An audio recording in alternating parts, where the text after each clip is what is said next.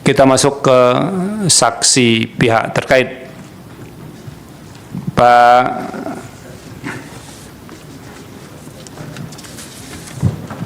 Pak Irwanto.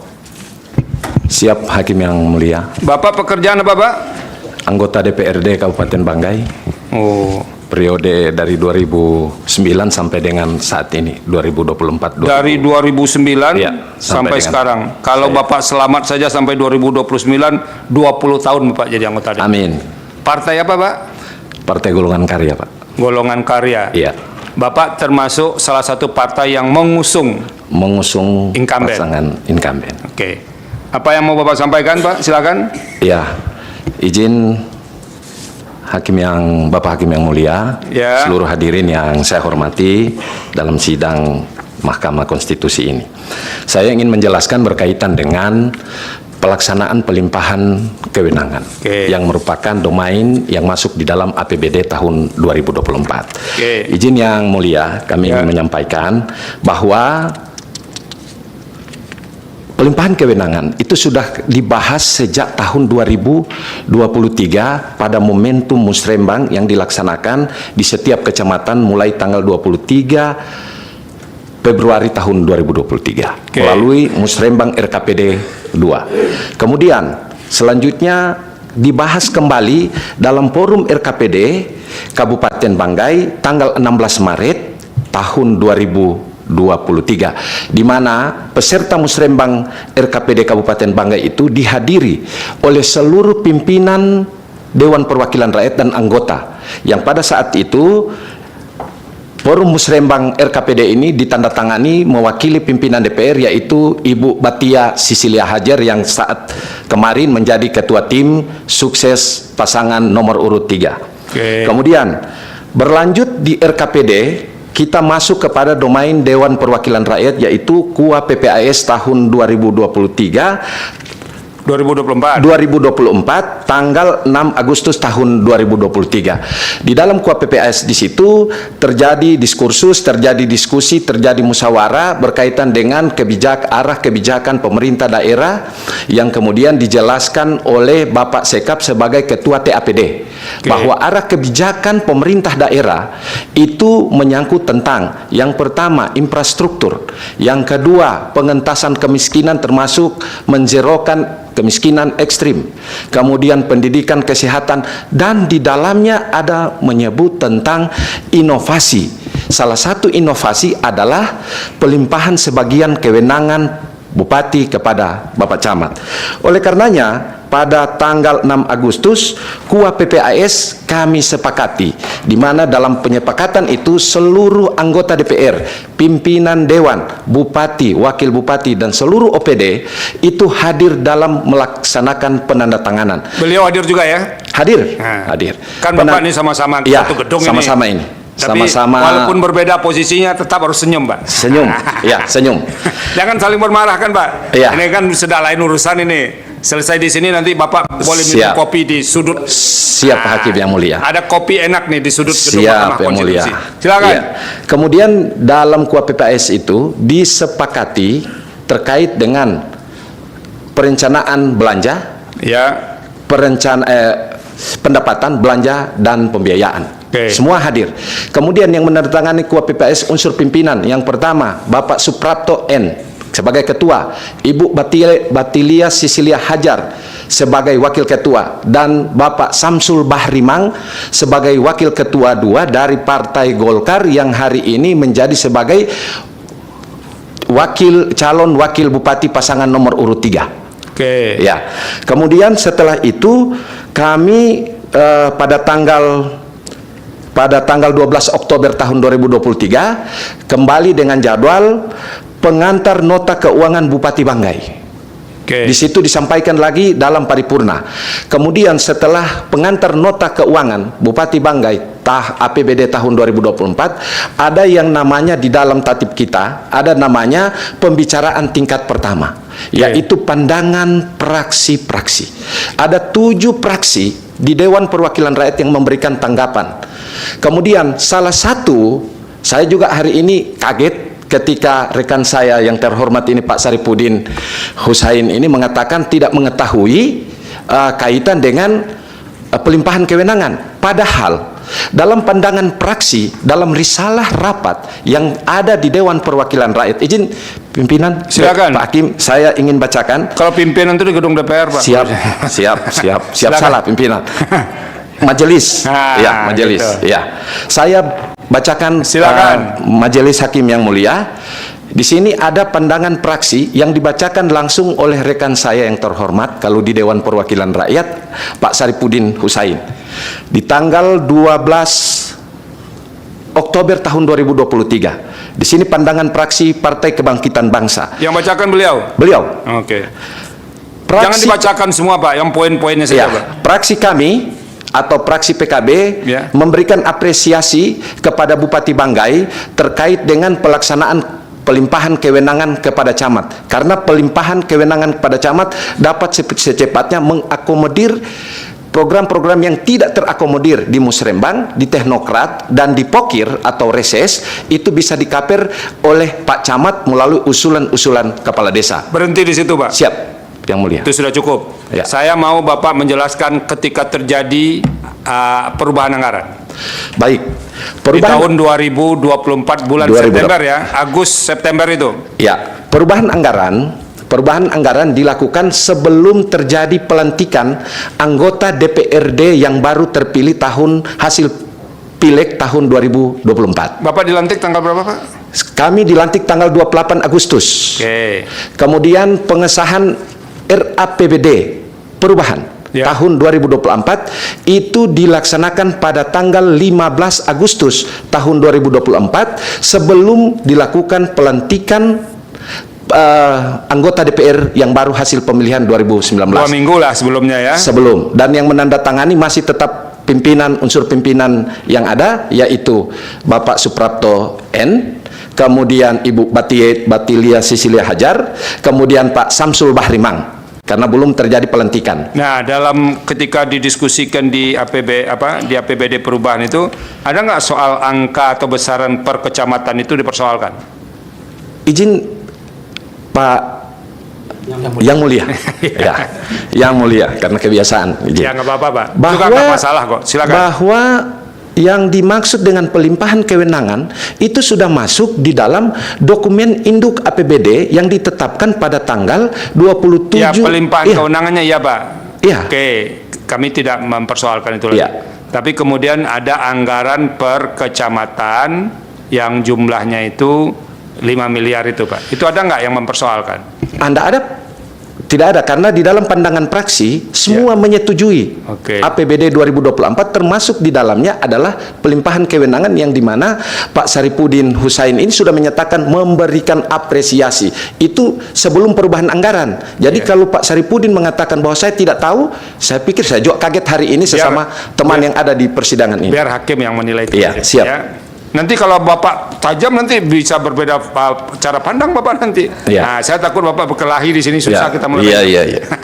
Iya. Nah, di perubahan anggaran tadi itu kan sudah jelas arah politik ya. Hasil pemilu sudah diketahui, kemudian pelantikan sebentar lagi. Di mana-mana kan sudah tersebut ini mau maju sebagai calon dan segala macam. Tidak ada yang mengkritisi soal anggaran per kecamatan itu. Izin Pak Hakim yang mulia, bahwa momentum perubahan anggaran itu terjadi akibat adanya Silpa tahun 2023 sebesar 258 miliar. Sehingga kami tidak lagi membahas tentang pelimpahan kewenangan, karena menurut kami di Dewan Perwakilan Rakyat pelimpahan kewenangan itu sudah clear and clean. Kenapa? Karena itu sudah dibahas pada dokumen induk APBD tahun 2024. Sehingga yang kami bahas adalah Silpa tahun 2023 akibat tidak diselenggaranya APBD perubahan tahun 2023 sebesar 258 miliar yang kemudian kami harus lakukan momentum perubahan.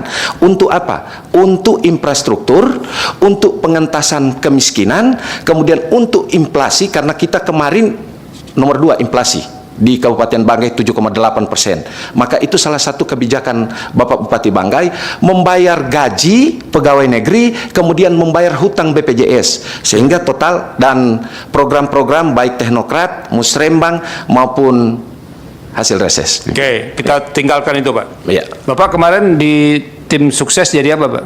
Jabatan? Pasangan calon nomor urut 1. Saya ketua tim sukses. Waduh, Ya. sini wakil, di sini ketua. Ya. Cocok ini. Ketua tim sukses ya. Iya. Sebagai ketua tim sukses, apa yang Bapak lakukan ketika hari pemilihan ya? Tadi kan Bapak dengar ya, saya mengklarifikasi satu TPS tadi. TPS 01 Loka itu Bapak tahu ya? Tahu, di Simpang Raya. Di Simpang Raya, Bapak Iya, tahu ya? Kecamatan Simpang Kan Raya. saya tadi klarifikasi ini soal ini. Iya. Bapak mendapatkan berita soal ini juga enggak? Atau Bapak ketahui juga enggak terkait yang tidak tanda tangan ini? Saya tidak ketahui. Oke. Karena tugas kami selesai sampai kampanye. Oh, Pak. begitu. Iya. Sampai Habis- kampanye selesai? Sampai kampanye. Ini Bapak masih ke sini, enggak bagian dari tugas juga itu? Enggak ya? Ya. Bagian dari permintaan dari pihak terkait, karena Kuasa saya sebagai hukum. anggota DPR yang mengetahui perjalanan penyusunan APBD tahun. Ada lagi 2020. yang lain yang Bapak mau Bapak sampaikan? Ya, terakhir yang ingin kami sampaikan bahwa telah lahir Perda nomor 12 tahun 2023 tentang pelaksanaan APBD tahun 2024. Kami memiliki tata tertib di Dewan Perwakilan Rakyat yang dimana kami memiliki hak. Jadi selain fungsi kami sebagai fungsi pengawasan budgeting dan legislasi, kami memiliki hak, yaitu hak ketika kami melakukan fungsi pengawasan dan di mana APBD salah satu Perda APBD tidak dilaksanakan, maka kami berhak untuk melakukan hak kami, yaitu pertama hak interpelasi, hak meminta keterangan kenapa APBD yang sudah kita tetapkan secara bersama-sama, kemudian ada bupati tidak laksanakan, saudara bupati tidak laksanakan, maka kami bisa meminta keterangan melalui hak kami, yaitu hak interpelasi. Kalau kemudian ternyata di dalam hak interpelasi itu terdapat hal-hal yang perlu kami lakukan penyelidikan, maka kami bisa menggunakan hak angket. Oke, Nah, itu setelah- enggak ada relevannya Ya. dengan yang Ya. kita persoalkan, Pak. Ya. Nanti bagaimana Bapak menggunakan hak kita Ya. dengar dari Jakarta nanti. Ya. Oke, cukup Pak. Ada lagi? Satu lagi yang Ya. terakhir, bahwa untuk APBD tahun 2025, untuk APBD 2025 itu kami sahkan setelah pencoblosan atau voting day.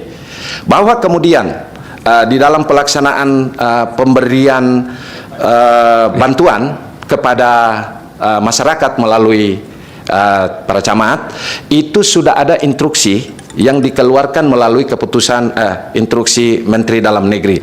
Oleh karenanya, sepengetahuan kami dalam pengawasan kami, bahwa 1 minggu sebelum pencoblosan oleh PJ waktu itu melarang penyerahan bantuan bansos apapun bentuknya kepada masyarakat. Itulah yang bisa kami sampaikan dalam kesempatan ini, dan saya akhiri. Wabillahi taufiq wal hidayah. Assalamualaikum warahmatullahi wabarakatuh. Terima kasih. Waalaikumsalam. Yang mulia Pak Arsul, silakan. Ini karena anggota DPRD diadu dengan mantan anggota DPR. Begitu caranya. Terima kasih Pak Irwanto Kulap. Iya, Pak. Saya Yang mulia. mencatat tadi dari apa yang Bapak sampaikan adalah bahwa program pelimpahan kewenangan itu sesungguhnya tidak muncul tiba-tiba di APBD perubahan, kan begitu? Benar, Ya. Ini bermula dari, artinya sudah ada gagasan itu waktu musrenbang, Iya. begitu. Itu siapa yang punya inisiatif atau usulan program itu di musrenbang? Ya memang di Musrembang itu kan dilaksanakan Enggak, pertanyaan saya, apakah dari Pak Bupati, ya, Wakil Bupati, Sekda, atau itu usulan dari bawah, dari camat, dari tokoh masyarakat atau apa, dari siapa Ya. usulannya? Jadi pada saat Musrembang tingkat 2 RKPD di kecamatan, Ya. banyak program yang Ya. tidak bisa terakomodir Oke. oleh pemerintah daerah karena hal-hal secara teknis baik kemampuan keuangan daerah. Tetapi program-program yang kecil menurut Pak Bupati di saat musrembang tahap pertama tahun 2023 di 23 Februari, Pak Bupati bilang akan kami rencanakan, akan kami laksanakan terkait dengan sebuah inovasi. Inovasi ini akan kami lakukan sebagai bentuk pelimpahan kewenangan agar camat bisa mengakomodir. Ya. Jadi kalau waktu di APBD sebelum perubahan, berarti kan APBD 2024 ya. Itu pada saat itu kan belum ketahuan, pada saat disahkan kan belum ketahuan silpa APBD 2023 kan. Belum. Ya. Pertanyaannya adalah berapa besar itu kemudian dirumuskan mata anggarannya? Pada saat di musrembang tingkat pertama belum ada perumusan, hanya arah kebijakan. Arah kebijakan. Arah kebijakan salah satu membentuk inovasi. Kemudian, jadi di musrembang itu baru ada arah kebijakan. Tetapi itu tidak dituangkan dalam RKA, rencana kerja anggaran yang ada di APBD. Rencana kerja anggaran itu dilakukan setelah KUA PPAS, Pak. Ya, tapi ada tidak tercantum nggak tentang pelimpahan kewenangan itu waktu di APBD 2024 yang sebelum perubahan? Ada. Besarannya berapa? Ingat nggak Bapak? Ya, besarannya adalah 5 miliar per kecamatan di 24 kecamatan. Nah, kemudian ada silva. Ketika APBD 2024 itu sudah disahkan kan, kemudian baru ketahuan kan, ya kan di tahun 2024 itu ada silva dari APBD 2023 kan begitu. Nah, apa yang berubah kemudian ketika dilakukan pembahasan dan kemudian penetapan dari APBD perubahan tahun 2024 itu? Terkait dengan program pelimpahan kewenangan ini. Pelimpahan kewenangan tidak ada perubahan, Pak. Tetap 5 miliar. Karena itu sudah disepakati di KUA PPAS, kemudian di RAPBD menjadi APBD. Jadi silpa itu tidak dipergunakan untuk menambahkan atau mengurangi atau apa yang dilakukan oleh silpa tersebut adalah tentang kelanjutan infrastruktur, kemudian pengentasan kemiskinan sehingga kita bisa zero kemiskinan ekstrim, kemudian yang berikutnya membayar hutang BPJS, Hakim yang mulia, kemudian berikutnya terkait dengan pemberdayaan masyarakat, Jadi hal-hal yang normatif yang digunakan oleh di silpa. Yang jelas APBD perubahan 2024 itu tidak meng-create ataupun menambah program pelimpahan kewenangan. Tidak. Itu. Tetap uangnya sesuai dengan penetapan APBD 2024 APBD ini. Iya. Itu bukan di KUA-nya ya, di APBD-nya kelihatan nggak?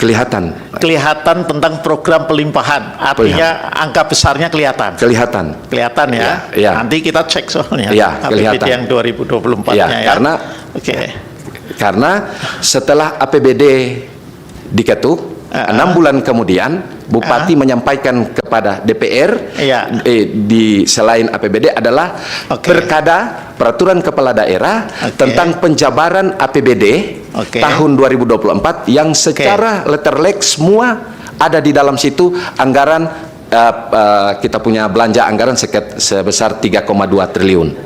Nah dari program pelimpahan kewenangan ini anggarannya itu dipergunakan untuk apa saja? Misalnya ini dipergunakan untuk belanja pegawai juga nggak?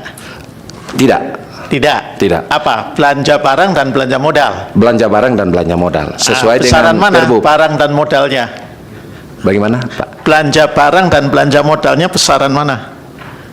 Sepengetahuan Bapak. Kami tidak tahu karena itu direncanakan oleh kecamatan bersama kepala desa. Masing-masing kecamatan bisa jadi berbeda ya. Ya, berbeda. Itu.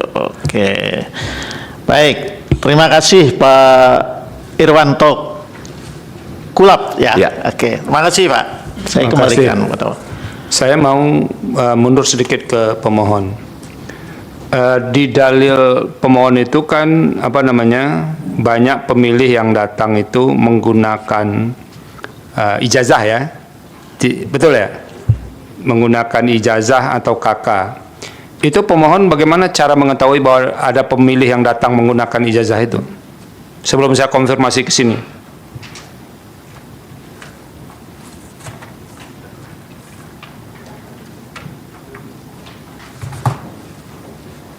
Silakan, Pak. Kami membuktikan Ya. berdasarkan catatan keberatan pada saat rekapitulasi di TPS. TPS Luwu Timur yang mulia. Luwu Timur TPS berapa itu, Ya. Pak Wakil Gamal? Buktinya P170 yang mulia. P170 TPS 002. TPS 002 ya. Itu berapa yang banyaknya yang pakai ijazah, Pak? Berapa orang? Coba. Tidak diketahui ya. Diketahui atau tidak? Berapa? Ini ada nama-namanya ini disebutkan di surat keberatannya, di catatan keberatan itu Oke. ada Tri. Berapa orang, Pak? Di situ Sukmawati. orangnya saja, Pak. 1, 2, 3, 4, 5, 6, 7.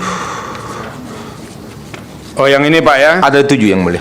Ada 7. Ini Tri Sukmawati, Iswian Lidano, Muhammad Kadli Ineng, Sangla, pokoknya adalah ini nama-namanya ya. Yang Betul ya. Tapi ketika Bapak ketemu nggak dengan orang ini?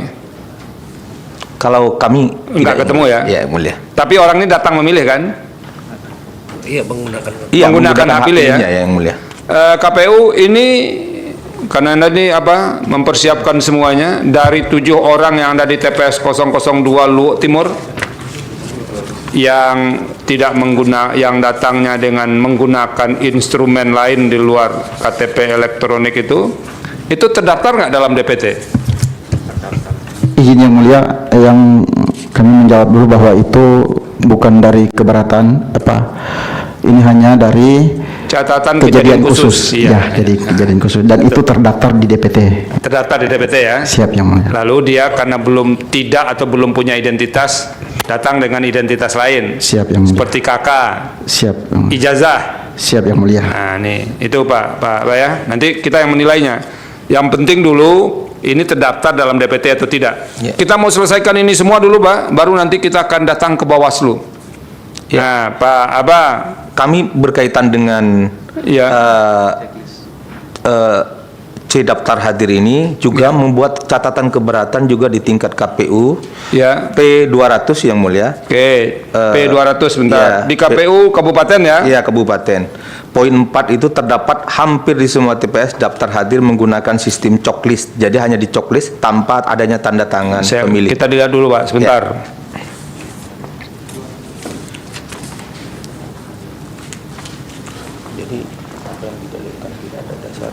Poin 4, terdapat hampir di semua TPS daftar hadir menggunakan sistem checklist tanpa adanya tanda tangan pemilih yang menggunakan hak pilihnya ya. Ini ada catatannya, oke. Betul ya KPU ya? Ada catatan khusus ini? Betul? Ini Pak. Kabupaten. Ini catatan kejadian khusus dan atau keberatan saksi rekapitulasi hasil penghitungan perolehan suara pemilihan gubernur dan wakil gubernur, bupati dan wakil bupati serta wali kota dan wakil wali kota tahun 2024 Kabupaten Banggai. Ada ya? Nah, kalau enggak Bapak kesini daripada susah mencarinya, Bapak baca ini. Angka 4 itu Bapak baca. Nggak usah ditemani kuasa hukum lah. Nih kan bisa beliau baca. Coba Bapak baca ini. Perlu pakai kacamata nggak? Bapak saya suruh baca, Bapak masih mau cari itu. Ini buktinya pemohon, Pak. Ada ya? Ya. Angka 4, Pak. Iya yang mulia, sama ada. Nah, coba Bapak bacakan, Pak. Di poin 4 terdapat hampir di semua TPS daftar hadir pengguna dalam sistem checklist Oke. tanpa adanya tanda tangan. Checklist. Ya, sistem checklist itu kayak gini, Pak. checklist tanpa adanya tanda tangan pemilih pengguna hak pilihnya. Oke. Oke, terima kasih Pak. Pak Wakil Kamal, Bapak coba nggak minta konfirmasi terhadap beberapa nama yang Bapak dalilkan itu, kalau tadi yang 46 TPS ya? 47 TPS itu, kan ada nama-namanya semua. Berapa banyaknya yang Bapak minta konfirmasi dengan bukti dia tidak datang memilih? Anda jangan komentari. Tidak sempat konfirmasi yang mulia. Tidak sempat Tim di konfirmasi. bawah kami sudah minta untuk konfirmasi tapi tidak kembali. Secara faktual Ya. semuanya itu didasarkan kepada Administrasi pemilu. fakta daftar hadir itu ya. Ya, yang mulia. Tapi tidak sempat mengkonfirmasi. Iya. Apalagi membuktikannya ya. Tim hukum sempat meminta tapi sampai ini Belum dapat. Belum ada Oke, laporan. ini penting karena Ya. pada akhirnya kan kami harus menilai fakta-fakta yang ada ini semua. Kita. Oke.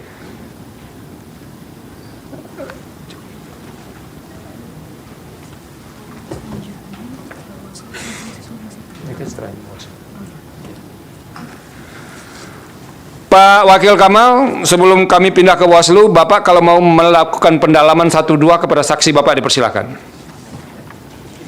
Supaya saya adil, nanti Bapak boleh juga pendalaman ke situ.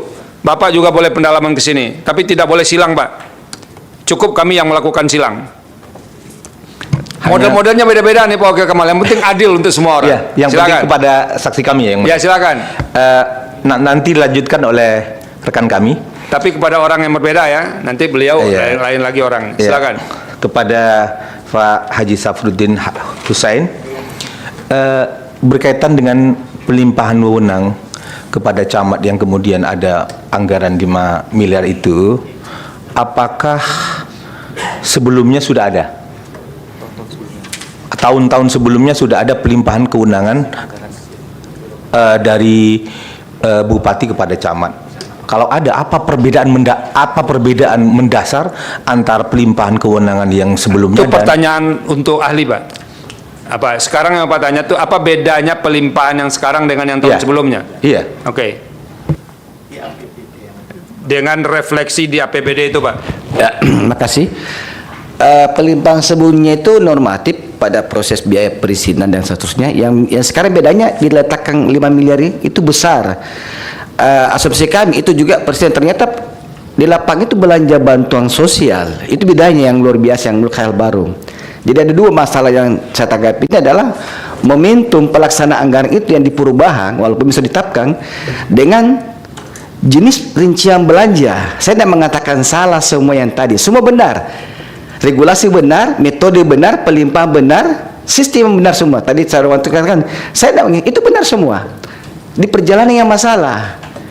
Kenapa dilaksanakan nanti perubahan? Itu kelihatan dari rinciannya, Pak. Yang kedua, kenapa belanja seperti itu? Itu saja dua, itu jelas. Saya nggak usah bahas ini, Majelis Hakim. Semua orang tahu ini apa ini. Tadi Pak Wanto punya dokumen lengkap, saya juga heran. Dokumen itu memang diambil dari pemerintah daerah, Pak. Sudah lama saya nggak punya dokumen itu, walaupun kita lakukan. Ini luar biasa kan kelihatan bahwa pemerintah daerah itu berpihak, Pak. Bapak jawab saja pertanyaan. Siap. Hanya itu, Pak. Pak, Kasih. saya selah ya, Ya. Pak Wakil Kamal ya. Kan tadi Bapak mengatakan yang masalah itu kan di perubahannya, ya kan? Termasuk alokasinya, besarannya. Coba Bapak jelaskan supaya konkret gitu. Karena kalau menurut Pak Irwanto kan tadi kan tidak berubah angka-angkanya. Dan tadi saya tanya itu apa coba yang berubah? Ya. Itu loh. Itu yang mulia, Antara Pak. di penetapan APBD 2024, jadi kita nggak mempersoalkan lagi bahwa itu sudah ada ya program pelimpahan kewenangan. Tapi ketika APBD 2024 dengan APBD perubahan 2024 itu yang beda apa? Nah ini yang perlu mahkamah itu mengetahui ya. Yang mulia, Tuh. kita lihat RK-nya yang mulia. Jadi APBD itu benar ditetapkan tahun 2024, tetapi dilaksanakan itu sesuai RK. Kan begini, APBD 2024 ditetapkan tahun 2023. APBD perubahan 2024 ditetapkan sekitar pertengahan tahun kan begitu kan? September ya, ya, Pak September. September lah biasanya bisa Juli, Agustus, September 2020. Nah, yang berubah itu apanya? Namanya juga APBD perubahan ya wajar. Ya. Ada yang berubah, saya nggak akan menilai wajar tidaknya ya, itu nanti penilaian hakim yang terakhir. Apa coba? Pelaksanaannya yang mulia. Anggaran Sebentar, ini saya betul tanya ditetapkan. dulu. Ya. Besaran anggarannya berubah nggak? Tidak, tetap sama. Tetap sama. Kemudian pelaksanaan, saya sebut alokasi program pelimpahan kewenangannya berubah. Yang Tetap tadinya untuk ini menjadi untuk itu atau ditambah untuk itu. Untuk itu. programnya tetap sama. Programnya. Nah, jadi yang berbeda apanya? Jelaskan coba. Pelaksanaannya Nah, pelaksanaannya apa? nanti dilaksanakan pada momentum APBD perubahan anggaran itu. Nah, iya dilaksanakan di APBD perubahan. Saya tahulah, berarti persoalan ada di pelaksanaan kan? Bukan di perumusan dan di penetapan APBD. Nah, yang masalah apa? Masalahnya kan Bapak baru sebutkan satu, itu tadi dilaksanakannya di masa kampanye, kira-kira begitu? Begitu nggak? Itu masa kampanye yang mulia. Loh iya, kan berarti masa kampanye itu kan Januari. di Oktober. Artinya Januari kan normatifnya. Januari sampai Desember. Iya. Berarti mulai Oktober sampai dengan 31 Desember kan Desember. begitu? Iya. Ya, oke. Nah, pelaksanaan dari Bapak mengetahui nggak? Artinya itu persoalan dari waktu pelaksanaan. Kemudian dari program real pelaksanaannya, misalnya bilang ini kamu saya kasih bantuan untuk ini, tetapi dengan catatan di sini harus menang dong paslon nomor itu. Ada gitu-gitu nggak? Yang Bapak ketahui loh. Untuk mengarahkan saya tidak dengar, tapi ya saya tahu jenis bantuan itu ya bentuk seperti itu, bantuan barang yang diserahkan kepada masyarakat. Kepada masyarakat. Ya macam-macam. Itu seragam seluruh kecamatan, banyak barang yang seragam. Apa seluruh misalnya yang Bapak dengar lah? Bapak lihat mungkin kan enggak karena Contoh Bapak bibit nggak di situ. durian, bibit-bibit itu seragam seluruh kecamatan. Apa? Bibit durian, Bibit durian. Baju gamis. Iya, bibit duriannya kan nggak masalah. Tapi ketika memberikan bibit durian atau memberikan itu apa? Ada nggak perbuatan atau ucapan yang menyertai pemberian itu? nah, itu saya belum tidak dengar yang mulia. Nggak Ya. dengar. Ya. Oke, cukup. Silakan Pak Wakil Kamal teruskan. Silakan Pak Wakil Kamal. Berkaitan dengan pelimpahan kewenangan dari bupati ke camat ini, kan pertanyaan saya tadi, apa yang Bapak ketahui perbedaan pelimpahan kewenangan di 2004 dan 2000 sebelumnya? Apakah pelimpahan kewenangan dari bupati camat itu juga berkaitan dengan belanja barang dan jasa yang diserahkan kepada camat, atau modal, atau bantuan sosial, atau hibah dan sebagainya? Ada nggak sebelumnya yang begitu? Pelimpahan kewenangan yang diberikan kepada kecamatan untuk tahun sebelumnya itu sifatnya normatif, berupa anggaran-anggaran operasional kecamatan dalam rangka tugas-tugas fungsi perizinan dan non perizinan. Yang berubah anggaran yang diberikan kepada kecamatan tahun 2024 itu adalah anggaran ditambahkan 5 miliar dalam rangka program pelimpahan kewenangan kepada kecamatan. Itu saya beriannya. Jadi bertambah 5 miliar per kecamatan untuk seluruh kecamatan pada tahun anggaran 2024. Itu aja bedanya. Jadi yang uang besaran 5 miliar itu tahun sebelumnya tidak ada ya? Pak Irwanto sebelumnya tidak ada ya? Di tahun 2023 Iya. tidak ada. Oke. Ya. Cukup Pak. Ya. Pak Wakil Kamal, cukup? Ya, ke siapa lagi? Pindah ke yang lain juga ya. Terima kasih Yang Mulia.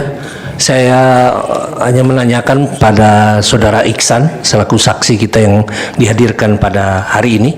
Saksi saudara ya, kalau saya itu nanti kita pakai saya juga, ikut saya di dalamnya.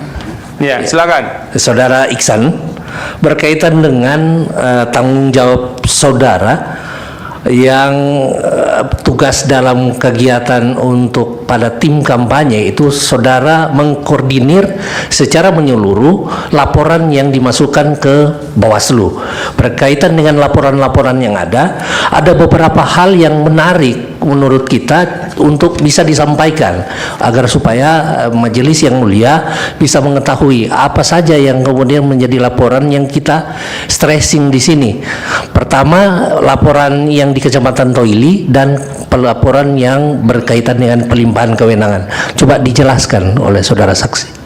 Izin Yang Mulia. Kami mohon maaf tadi Silakan. ada terlewatkan bahwa Ya. kami pernah melaporkan yaitu Pak yang terlapor Pak Amiruddin Tamureka dan Furkanuddin Masulili sebagai pasangan calon 1 atau petahana. Ya. Itu kita laporkan di tingkat Bawaslu Kabupaten. Ya. Itu kita laporkan sebagai pelanggaran kewenangan dari bupati yang memanfaatkan camat-camat lewat kewenangan bupati kepada camat.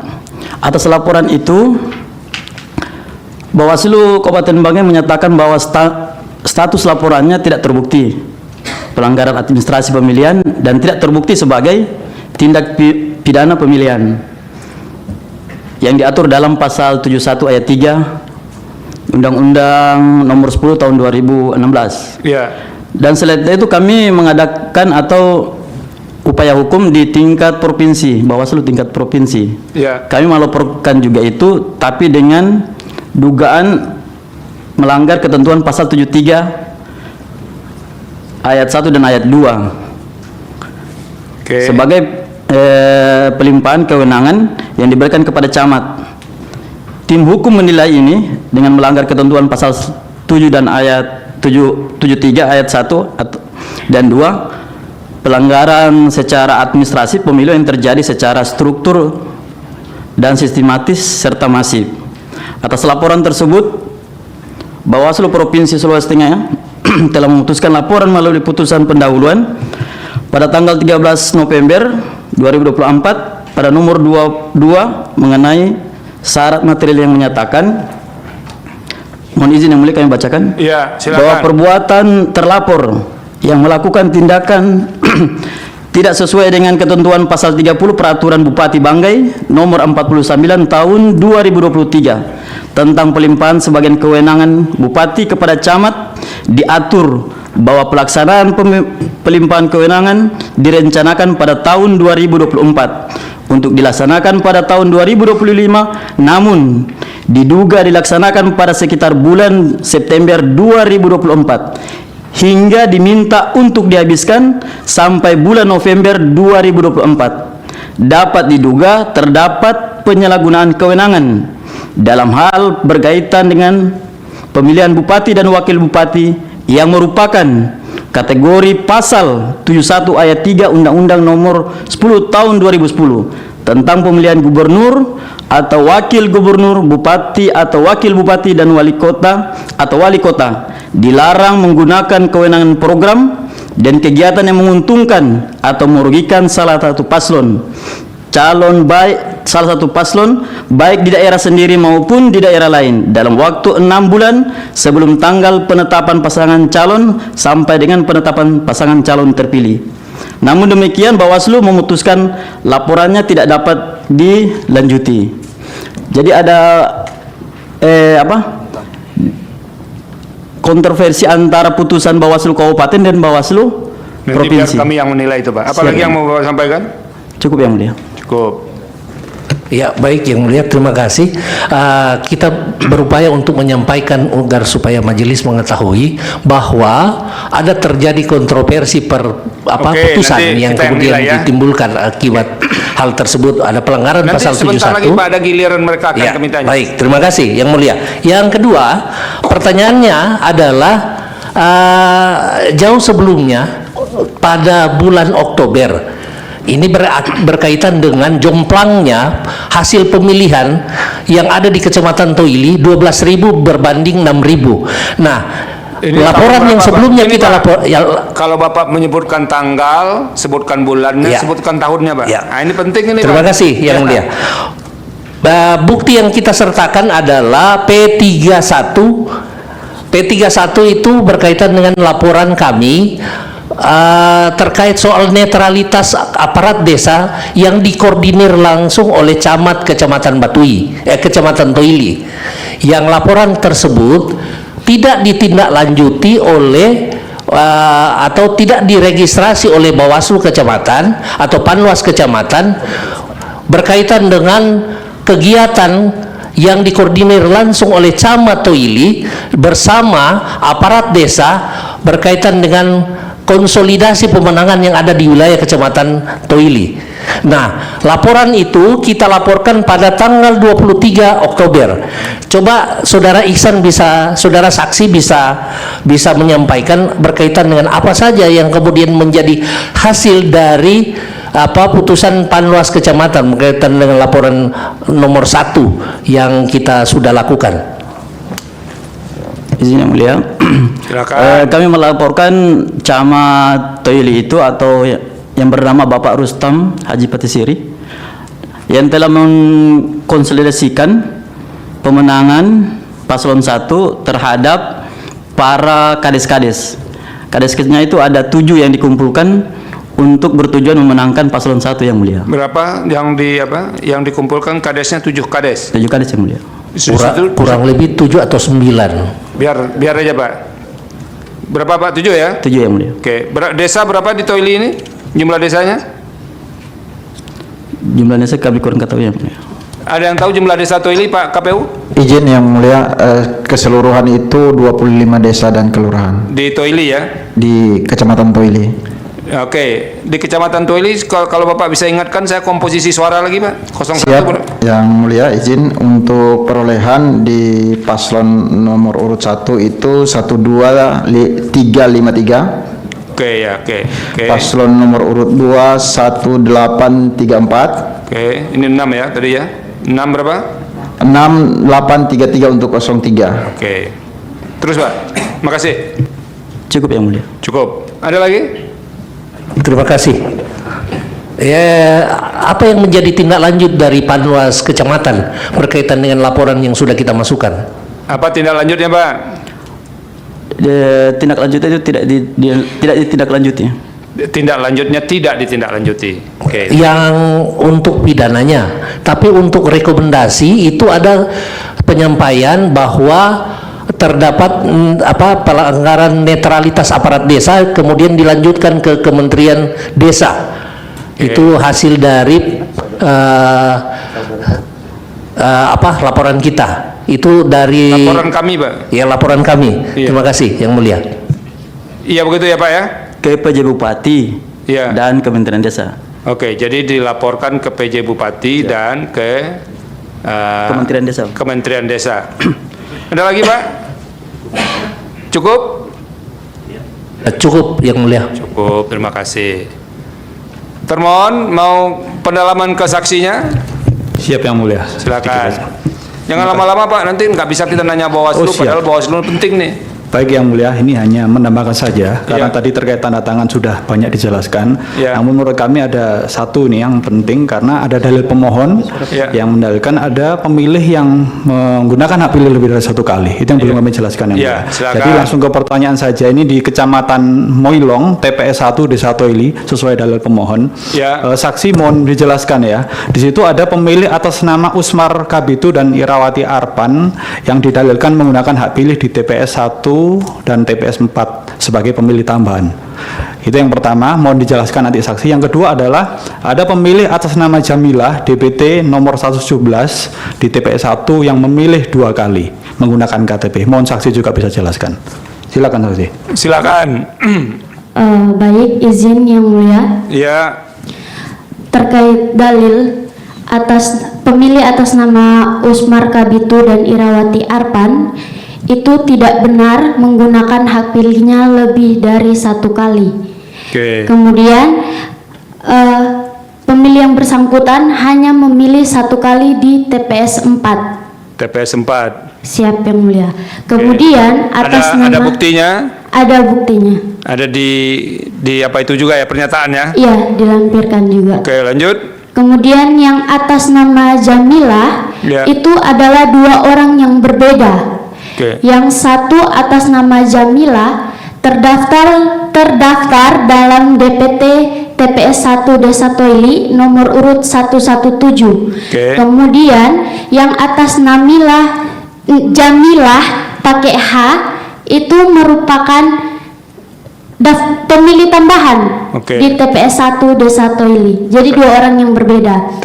TPS-nya sama ya? Iya. Satu Jamila, Satu Jamilah. Iya, siap Yang Mulia. Itu nama nenek saya itu. Iya. Silakan. Ada lagi? Kemudian untuk terkait dalil yang ini itu muncul pada saat pleno kabupaten. Oke. Dan saksi pemohon meminta untuk membuktikan ada nggak pemilih yang bersangkutan. Oke. Kemudian kami menampilkan daftar hadir TPS 1 dan TPS 4 itu berbeda. Oke. Tidak ada nama yang sama, hanya nama tersebut yang bersangkutan hanya memilih di TPS 4. Itu di kecamatan ya? Di kabupaten, Oh, Yang di tingkat Mulia. kabupaten. Di kabupaten itu sudah dikomplain. Sudah dipersoalkan. Sudah dipersoalkan dan saksi pemohon untuk meminta untuk membuktikan dan sudah dibuktikan. Sudah disampaikan. Siap. Mereka masih protes nggak?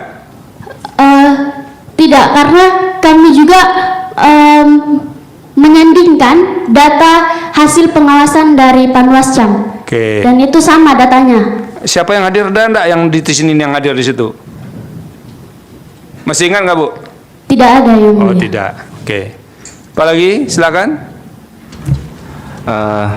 Untuk konfirmasi Yang Mulia, di saksi Moilong juga, ini kan ada tadi tuduhan seperti yang disampaikan oleh Yang Mulia, ada tuduhan seakan-akan penyelenggara itu memberikan hak kepada orang lain yang tidak berhak, yaitu dengan tanda tangan yang serupa dan Ya. lain-lain.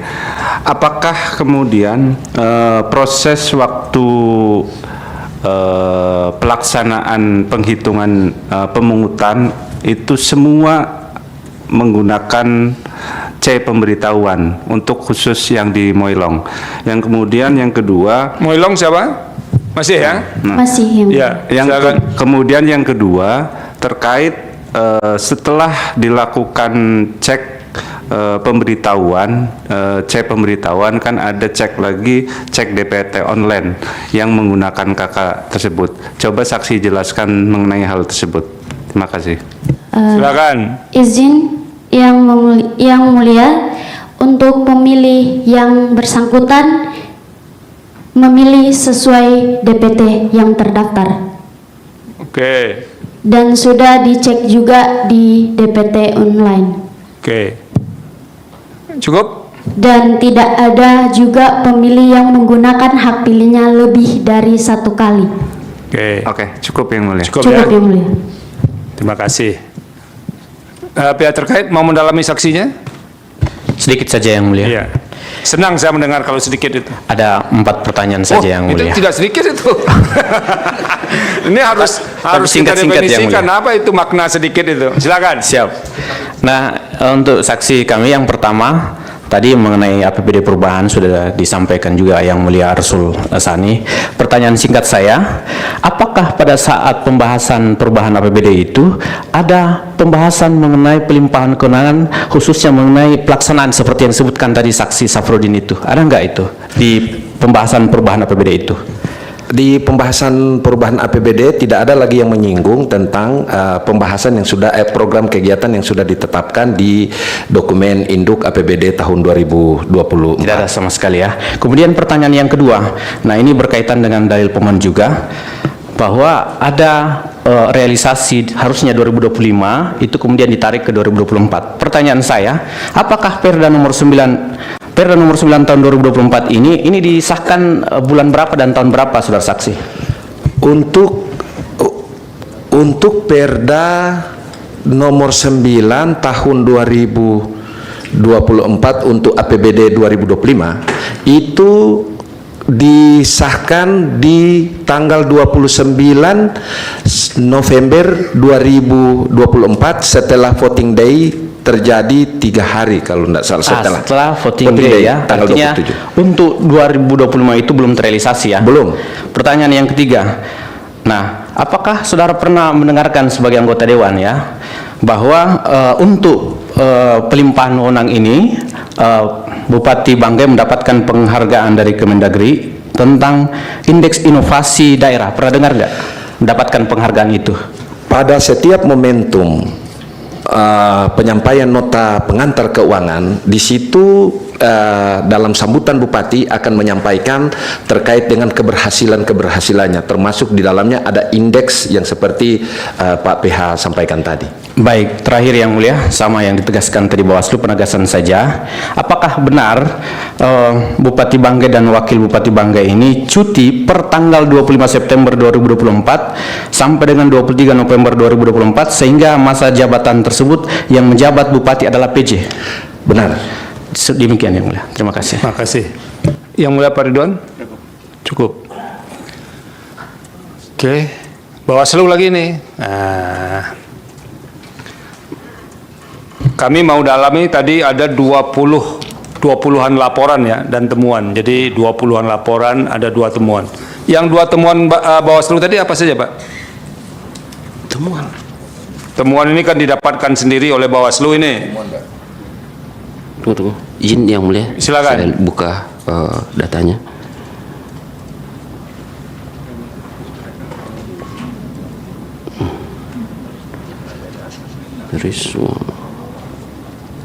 Yang pertama itu yang apa? Yang soal pensiun. Yang mana itu? Yang pensiun 1 itu. Coba jawab dulu. Saya buka dulu datanya. Silakan, siapa yang dulu yang mau menyampaikan? Izin yang mulia menjawab, sepengetahuan kami itu salah satu pegawai negeri sipil yang sudah memasuk masa pensiun. Iya. Itu di pegawai Satpol PP. Apa yang dilakukan, Pak? Waktu itu yang bersangkutan dianggap ya ikut memberikan salah satu bangunan untuk menjadi rumah pemenangan. Oke, memberikan apa ya, bangunan atau rumah untuk lokasi pemenangan ya? Iya. Itu terbukti. Ada videonya. Oke, yang kedua? Yang kedua yang mulia terkait KPU, ya. Pelanggaran administrasi dalam proses rekrutmen PPS. Oke. Kemudian ketiga itu tentang tindak pidana pengerusakan. Oke, yang rekrutmen PPS itu gimana ceritanya? Ya. Dalam hal rekrutmen PPS itu apa? Apa pelanggaran administrasinya? Pelanggaran administrasinya karena pada proses pemberian rekom ke kecamatan itu tidak melalui prosedur mekanisme PKPU maupun SEKPU. Oh, tidak gitu. Sesuai ya? Ya, tidak sesuai. Jadi langsung saja begitu? Ya. Padahal harusnya bagaimana? Harusnya melalui prosedur mandat ke kecamatan untuk misalnya merekomendasikan orang-orang yang ada di kecamatan yang sesuai kebutuhan berdasarkan syarat administrasi SEKPU. Ada nggak apa namanya itu berkaitan misalnya dengan netralitas penyelenggara di tingkat TPS? Oh, tidak berkaitan yang mulia. Tidak berkaitan. Apa yang ketiga tadi? Yang ketiga adalah tindak pidana terkait pengerusakan APK. Itu siapa yang melakukan, Pak? Masyarakat biasa di Kecamatan Batui. Yang APK siapa yang dirusak? APK KPU. Oh, APK KPU dirusak oleh masyarakat? Ya. Oke. Itu kan nggak ada hubungannya dengan pasangan calon itu. Ya. Itu yang temuan ya? Itu yang temuan. Nah, sekarang yang laporan, Pak. Pertama, tolong diberi konsentrasi. Ada laporan yang diberikan ke KPU Bawaslu Kabupaten, direkomendasikan X, tapi kemudian naik ke provinsi, kata mereka rekomendasinya X aksen. Itu dianggap saling bertentangan. Apa yang menyebabkan ada perbedaan muatan rekomendasi antara KPU dengan kabupaten dengan Bawaslu provinsi? Baik yang mulia. Terkait proses penanganan pelanggaran administrasi di kabupaten itu, penerapan pasal 71 ayat 5 junto ayat 3 tentang penggunaan program. Oke. Kemudian dimohonkan ke provinsi itu terhadap laporan TSM. Penggunaan program ya, pelan-pelan, Pak. Kalau yang dilaporkan ke provinsi itu TSM. TSM. Kalau ke kabupaten? Pelanggaran administrasi. Oke. Sehingga pasti putusannya berbeda, yang mulia. Karena pasti di sana ditolak, tidak ditindaklanjuti dalam proses pembuktian, ya. Karena tidak memenuhi syarat material, ya. di Bawaslu Kabupaten Bangka itu dianggap bukan pelanggaran administrasi. Dianggap bukan Ya. pelanggaran Ya. ADM. Jadi nanti kami akan nilai, Pak. Jangan usah Bapak respon. Respon mereka yang Bapak sampaikan ke KPU Kabupaten, Bawaslu Kabupaten, dikemukakan indikasi pelanggaran administrasi. Sementara itu ke provinsi TSM. Itu kata mereka, Pak. Bapak nggak usah respon, Pak. Nanti biar kita lihat semua. Ya, Pak ya. Nah, apalagi, Pak? Sehingga karena hal yang dilaporkan itu berbeda, kemudian substansi atau sikapnya juga bisa tidak sama, begitu ya? Ya. Oke, itu satu. Apalagi, Pak? Yang disampaikan tadi terkait kampanye di rumah ibadah. Iya. Terkait kampanye di rumah ibadah, Yang Mulia, dalam proses Yang tanggal 25 ya. tanggal 26 September, Iya. penerapan pasal 187 ayat 3, Oke. junto pasal 69 ayat 1. Ya. Pasal 69 huruf I. Iya. Ya. Apa jadinya sikap Bawaslu? Jadi di situ pada pembahasan sentra gakumdu, pembahasan kedua sentra gakumdu, karena itu tindak pidana, Yang Mulia, maka itu tidak terbukti. Karena Tapi di Bawaslu-nya terbukti. di Bawaslu-nya tidak terbukti juga, Yang Mulia. Tidak terbukti Tidak juga. terbukti juga, Yang Di Mulia. Bawaslu-nya tidak terbukti, di Gakumdunya juga tidak Ya, terbukti. tidak Oke. Tapi ketika itu yang bersangkutan sudah calon karena sudah masuk masa kampanye ya. Ya, sudah calon. Bahwa Ya. kampanye di masjid itu faktanya ada. Kalau kegiatan di masjid ada, Yang Ada, Mulia, ya. tetapi kategori kampanyenya tidak Nah, terpenuhi. itu yang tidak terpenuhi Ya. karena tidak ada atribut, Tidak ada atribut, tidak ada STTP, menyampaikan program, tidak kira-kira ada begitu. peserta dan seterusnya. Tapi kalau membisikkan ya enak zamanku toh gitu kan. Adalah ya. Karena adalah pokoknya Pak begini, yang namanya pemilu dimanapun di muka bumi ini, itu kalau orang datang ke tempat itu pastilah bahasa tubuhnya baik dieksplisitkan atau tidak, pilih saya katanya kan. Nah itu, ini kan beliau merasa ini. Iya, yang lagi nyalon, ketika nyalon dulu. Jadi walaupun tidak datang dilarang, ya datang berkunjung kan boleh. Paling tidak orang ingat, oh ini calon ini datang gitu. Nggak ngomong juga Bapak. Nah ini wilayah-wilayah tafsir yang memang rumit untuk bisa dinilai ini ada atau tidaknya. Tapi kan undang-undang sudah menentukan kapan dikatakan kampanye 1, 2, 3 Iya. ada. Nanti semua itu kita letakkan ke situ Pak. Jadi nanti baru dijustifikasi oleh hakim. Apalagi Pak? Yang tadi soal ASN Bapak ulangnya lagi Pak, yang banyak-banyak tuh camat 3 Pak ya? Camat 3. 3 camat. Oh, camat ya 3. Tiga. Camat Simpang Raya, Toili sama Lamala. Simpang Raya. Ini Toili ini paling terkenal nih Pak, karena mungkin jumlah suara banyak di sini ya. Ya. Paling banyak ya Toili ini. Paling banyak, Yang Mulia. DPT Apalagi camat terbesar yang ketiga? di Yang Simpang pertama Raya, Toili, Toili, Simpang Raya dan Lamala. Lamala. Oke, ini tiga-tiganya terbukti ya? Terbukti, Yang Mulia. Terbukti ada pidana pemilu. Nanti kita pertimbangkan. Izin, Yang Mulia, untuk camat Lamala netralitas aparatur sipil negara. Oh, camat Lamala netralitas. Simpang Raya dan Kecamatan Toili yang terbukti tindak pidana, Yang Mulia. Dan netralitas ASN karena hadir ya. Ya. Kalau ini baru pidana pemilu. Jenis pidana pemilunya Bapak? Pasal 71 ayat 1, Yang Mulia. Oke. 71 ayat 1. Apalagi Pak? Yang ASN tadi berapa orang? 4 ya? Karena tadi kan 7 semua kan? Yang berkaitan dengan ini 3 camat, ada ASN ini, ASN biasa tengah tadi saya sudah catat tadi. Yang rekomendasi, Yang Mulia. Ya, Ya, Yang Mulia. Semua direkomendasi ke BKN. Ke BKN. Ya. Itu rekomendasi ke BKN berapa Pak? Rekomendasi ke BKN semua 20, Yang Mulia. 20. Ya. Banyak juga ini Pak. Tapi ini 2 paslon, Yang Mulia. 2 paslon. Ya, 2 paslon. Ada yang dari paslon 01, Ya. ada yang 03. Yang 03. penting ini adalah ya. Ya. Pokoknya sudah pada melanggar semua ini. Sama-sama. Tapi yang paling kecil melanggarnya siapa? Nanti kita lihat. Gitu. Kalau berbohong semua, tapi siapa yang paling sedikit bohongnya? Nah, gitu. Itu Itu yang mau kita lihat. Yang pekerjaan hakim itu yang paling sulit. Apalagi, Bawaslu? Terkait bansos yang disampaikan tadi yang mulia. Ya, bansos. Bansos itu Bawaslu Banggai itu mengeluarkan himbauan Ya. kepada pemerintah daerah dan seluruh camat di Kabupaten Banggai. Ya. Dan kami menemukan ada 3 kecamatan yang kami himbau, bukan menemukan, yang kami himbau untuk tidak mendistribusi bansos. Itu khusus 3 kecamatan ya?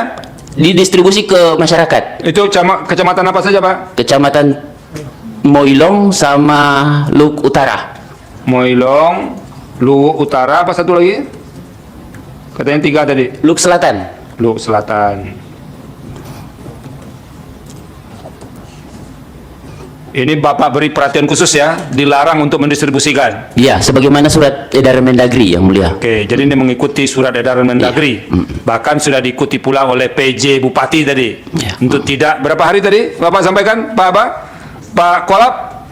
Berapa hari menjelang pemilu tidak boleh lagi menurunkan bansos tadi yang disampaikan oleh PJ Bupati? Bapak yang sampaikan tadi kan? Iya, Pak Hakim. Berapa? Bahwa satu minggu sebelum, walaupun ada edaran Mendagri di bulan September itu, tetapi ada penginstruksian dari PJE itu menyatakan bahwa 1 minggu sebelum tidak usah lagi dilakukan penyerahan bansos baik yang melalui APBD maupun pelimpahan kewenangan. Oke, kita ini pelan-pelan tahu Pak di mana lemahnya pemilu ini. Misalnya salah satu yang diputuskan MK terakhir, di putusan kita itu mudah-mudahan ini jadi perhatian pembentuk undang-undang bahwa masa cuti incumbent yang ikut lagi itu tidak berhenti setelah masa kampanye. Tapi kita katakan itu diteruskan sampai selesai pemungutan suara. Nah, itu sudah ada putusan MK-nya. Nah, mudah-mudahan ini dicatat dengan baik oleh apa? Kenapa? Begitu masa kampanye, cuti kampanye selesai, mereka masuk kantor, hari ini hari Sabtu, Minggu kumpulin semua aparatur. Nah, katanya ini apa? Lagi rakor katanya, karena sudah lama tidak dinas. Padahal kadang-kadang isinya pengerahan pemilihan, Pak. Nah itu sudah. Jadi apapun lah hasilnya nanti, pengalaman-pengalaman kita bersidang ini bagi kami nanti kalau ada orang menguji norma terkait dengan itu, akan kami gunakan pengalaman ini di situ. Iya, iya. Supaya kita ke depannya makin baik begitu. Ya mungkin sekarang kita merasa tersakiti ya oleh proses, tapi proses itu sendiri nanti yang akan memperbaiki keadaan kita. Dan itu yang namanya belajar dari kesalahan-kesalahan yang ada. Kan kata agama itu, barang siapa yang hari ininya lebih baik daripada hari kemarin, dia menjadi orang yang begini. Kalau sama dengan hari kemarin, itu orang yang begini. Apalagi lebih buruk. Nah, kita tidak mau lebih buruk. Jadi pengalaman-pengalaman ini kita transfer terus. Ada lagi Bawaslu? Cukup. Yang mulia Pak. Iya, sedikit nih Bawaslu ya. Kalau saya baca di keterangan Bawaslu, itu salah satu pelanggaran netralitas ASN itu juga Pak Haryadi Bola ini, Kabag Tata Pemerintahan Kabupaten Banggai. Apa ini kasusnya Pak? Yang ini? Ini terkait percakapan WhatsApp yang mulia. Oh, percakapan WhatsApp itu. Tapi nggak ada kegiatan ini yang bersifat publik, massal untuk katakanlah menggiring atau mengarahkan ke memilih paslon tertentu, nggak? Kalau untuk ke publik nggak ada yang mulia, cuma dalam percakapan WhatsApp itu saja. Oke, dalam percakapan. Iya, kalau tadi yang pidana pemilu ya, kan dengan mendasarkan ketentuan utamanya pada pasal 71 ya. Pasal 71 itu kan unsur utamanya adalah membuat keputusan dan atau tindakan yang menguntungkan atau merugikan. Nah, ini apa penjelasannya itu dalam konteks kasus 3 camat itu tadi pidananya? Jadi terkait proses dugaan pelanggaran tindak pidana pemilihan pasal 71 ayat 1 Junto 188 dalam kajian Bawaslu Kabupaten Banggai menerangkan kasus percakapan WhatsApp itu memang ada upaya yang dilakukan 3 terlapor ini. 3 terlapor ini. Haryadi Bola, Haryanto Galip sama Adi Rustam Petasiri. Gitu. Dan 3-3-nya itu kemudian proses hukum jadi tersangka. Nah, jadi tersangka. Oke. Tapi tidak ditindaklanjuti karena apa? Karena pada proses penyidikan dalam waktu 14 hari sebagaimana perber tersangka ini tidak ada ditemukan dalam diperiksa oleh kepolisian. Ya, oke. Nanti ini juga akan kita sampaikan kepada pembentuk undang-undang. Jangan bikin ketentuan pidana yang basa-basi, yang dengan gampang disimpangi.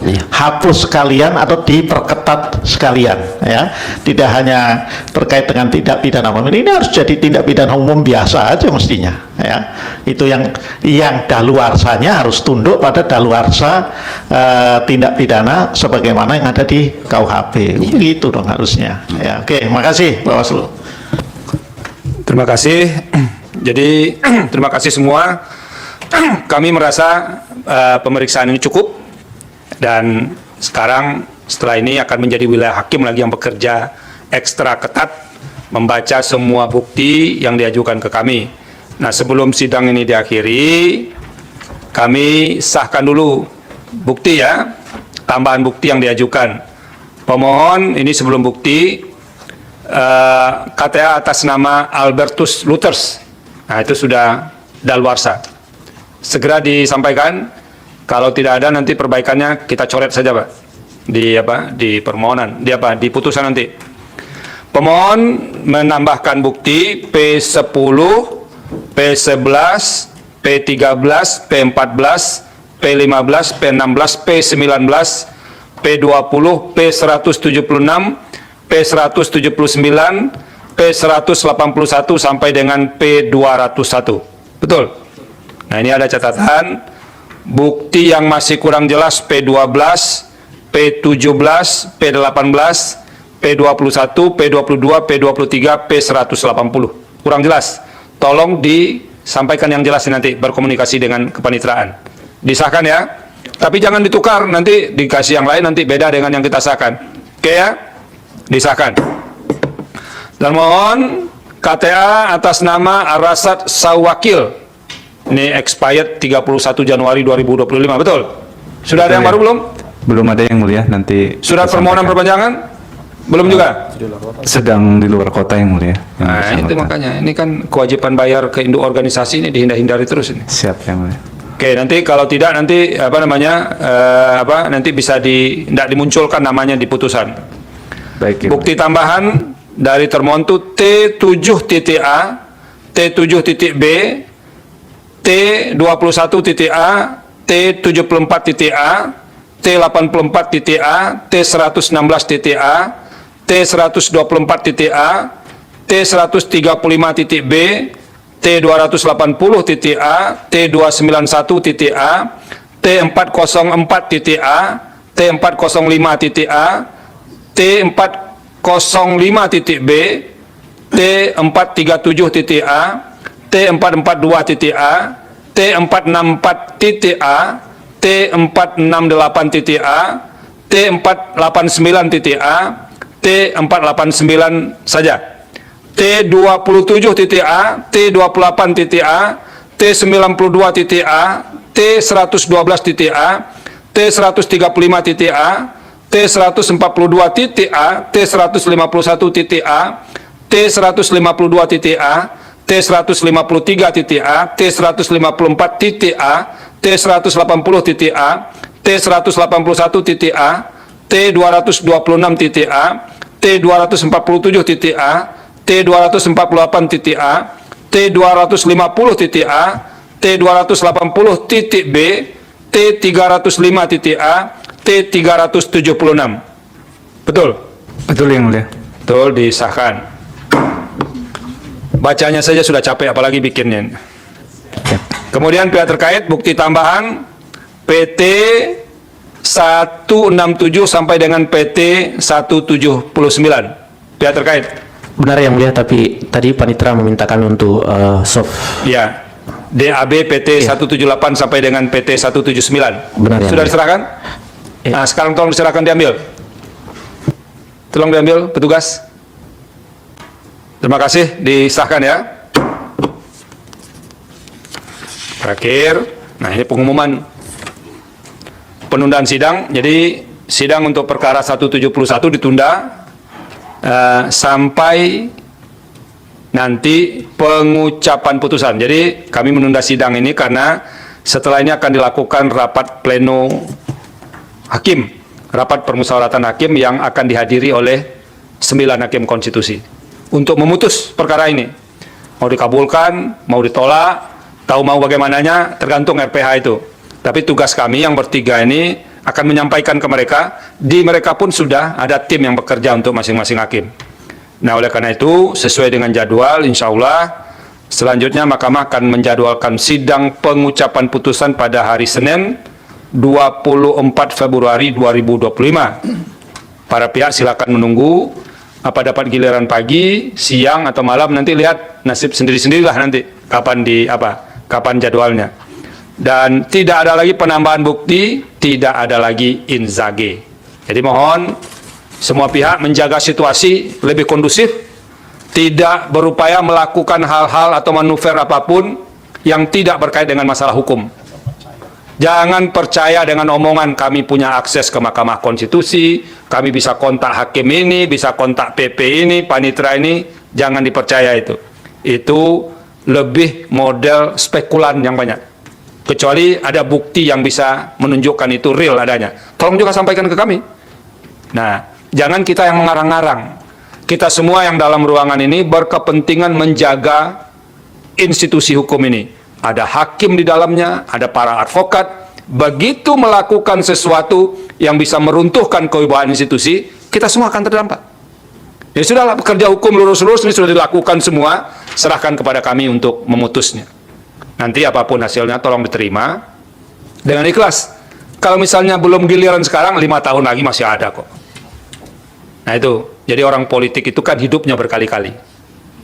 Ya, tanya nih para advokat nih, kalau di Mahkamah Konstitusi itu sidang enak katanya, tepat waktu, terbuka, ini dan segala macamnya. Nah kalau kita tidak bantu menjaga institusi ini, nah itu kan kita sedang membahayakan masa depan kehidupan hukum kita, paling tidak proses penyelesaian soal-soal politik kayak begini di Mahkamah Konstitusi. Tolong itu diingat betul, kami dengan segala sumpah dan janji yang melekat di kami akan pelajari perkara ini dengan baik dan akan putus sesuai dengan fakta-fakta yang ada. Terima kasih kepada pemohon dengan para pengikutnya, mulai dari saksi, ahli, termohon, mulai dari para saksi, kemudian juga pihak terkait, ada saksi, ada ahli, dan Bawaslu. Ini Pak Toto ya, sudah dengan ikhlas meluangkan waktu beliau hadir di ruangan ini. Terima kasih untuk kita semua, mudah-mudahan ini menjadi amal baik untuk kita semua.